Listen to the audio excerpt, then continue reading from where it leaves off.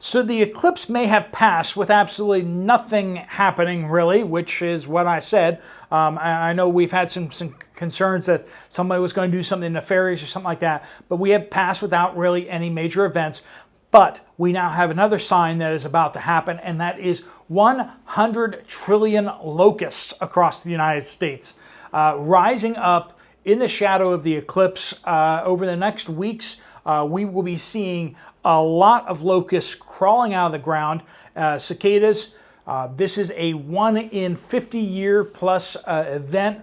The next time that this will happen is in 2076. Now we have different broods of cicadas in the ground, right?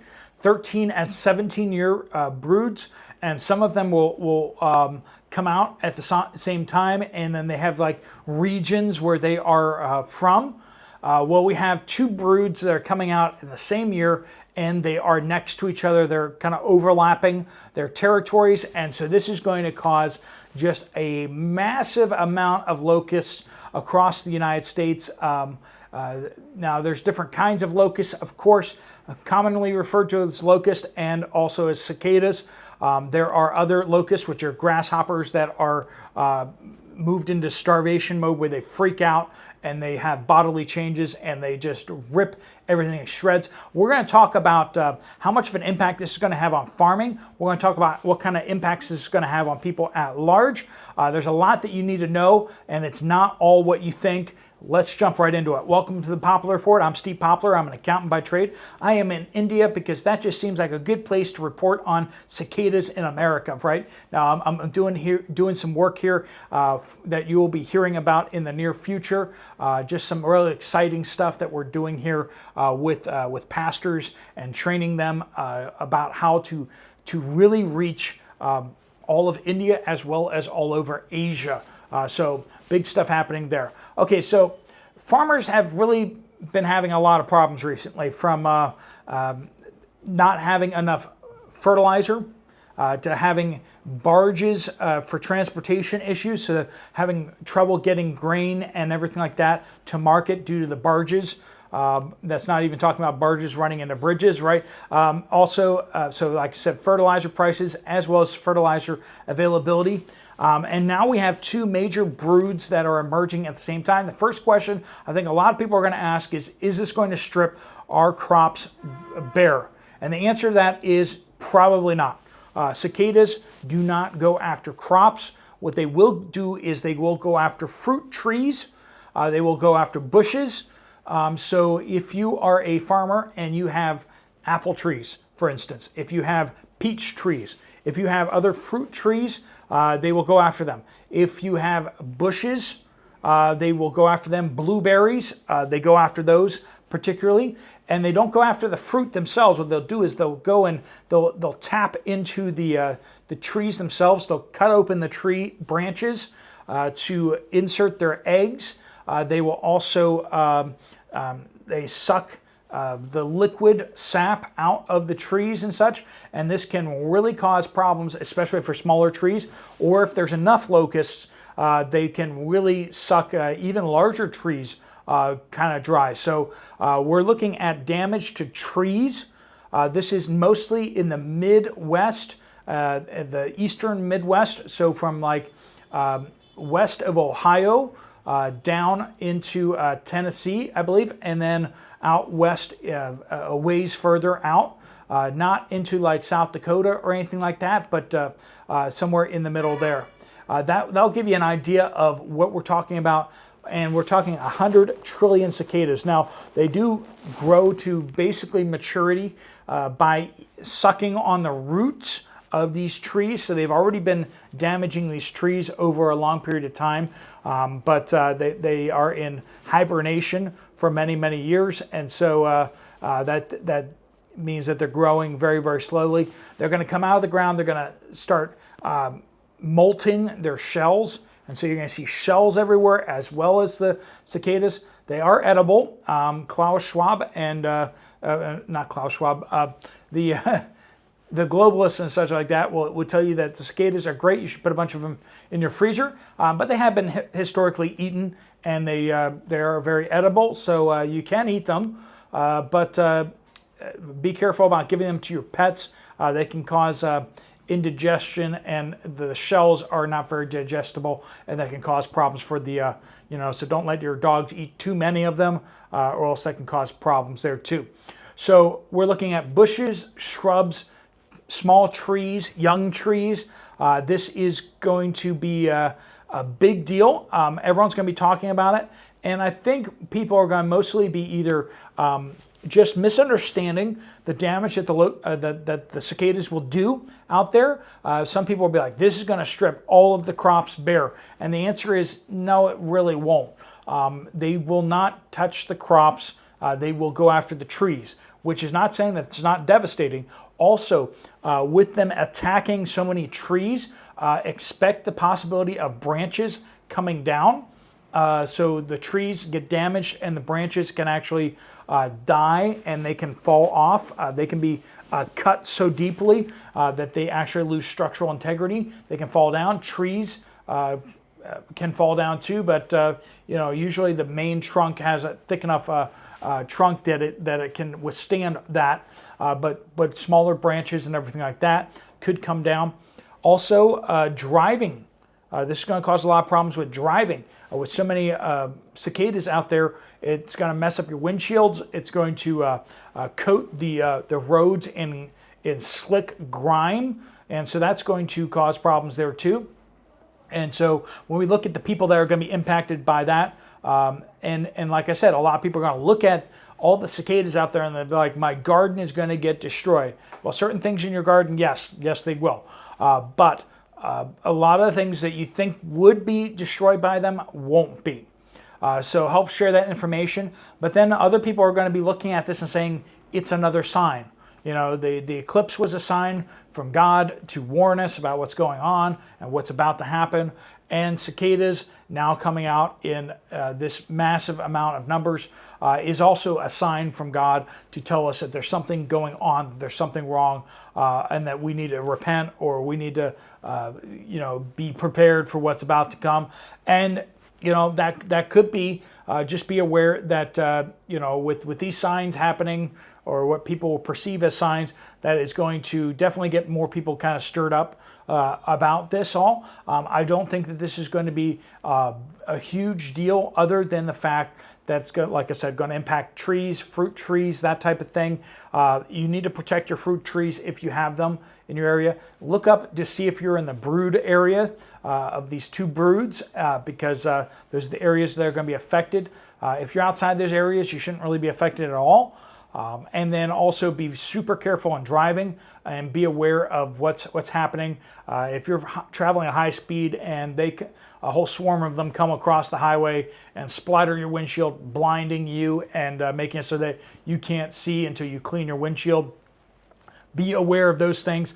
Also, that highways and roads can get super, super slick from the crushed remnants and all that kind of stuff like that. All right, friends, and do watch out for your pets as well. All right, friends, that's what we have for you today. Let me know down in the comments what you guys think. Is this another sign? Is this another big issue that's happening? And we're going to talk real briefly before we go about what's happening over here in India. A lot of you guys keep asking about that, and I'm more at liberty to share a little bit more about that right now. With me coming out of country, I'm still in country while I'm shooting this, but by this time this video posts, I will be coming out of country. So let me know what you guys think about the cicadas. Is this going to be a big deal? Is this going to be a nothing burger? Is this a sign? What do you guys think about that? Let me know. All right, so what's going on here in India? So we've been training pastors, and we're not doing the normal typical thing where we come over and we talk to people. If you've been over my Bible channel, you know that I teach the Bible. I love teaching the Bible, and that's wonderful. But what we're trying to do is we're training, not teaching.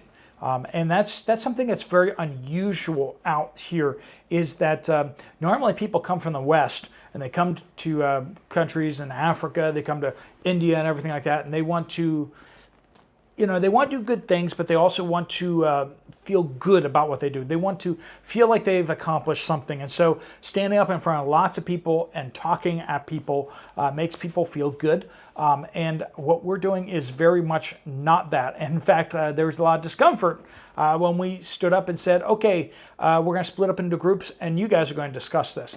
And at first we got a lot of pushback on that, where they're like, they haven't given us the answers yet.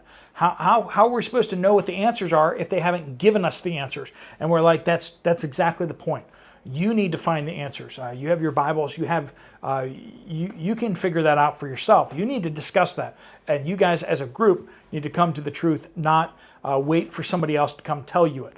And at first, it was a real struggle. But as we've worked through the material, we have seen this with tremendous success over in Africa. I was over in Kenya last year learning more of the process. I've not been a big part of what's been going on over in Africa, but I've seen some of it, and I've started to kind of understand what we're doing, why we're doing it, and why it's so effective. And we're merging some of the thought process from some organizations that had a lot of success with like medical training and stuff like that.